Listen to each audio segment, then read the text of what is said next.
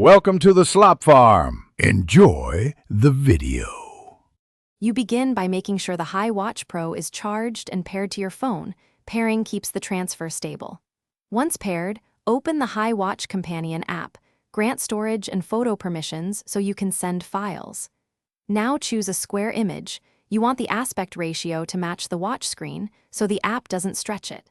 After cropping to the recommended size, select the watch face or wallpaper section in the app and tap Add or Upload to start transferring the image to the watch. You now select the cropped photo in the app and use the built-in crop and zoom controls to position the subject where watch hands and widgets won't obscure it.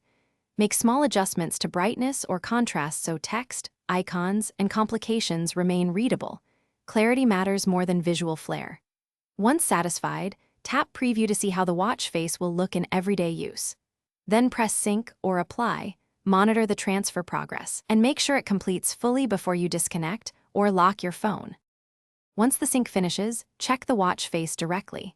Verify brightness, legibility, and that complications are not blocked. If the wallpaper fails to appear, first restart the Hiwatch Pro and your phone. This clears temporary Bluetooth or cache issues. Then reopen the app, re-enable storage or photo permissions if they were denied, and retry the upload. If problems persist, use a properly sized backup image or the app's Restore/Reapply feature. This often resolves mismatches caused by corrupted transfers or incompatible image metadata.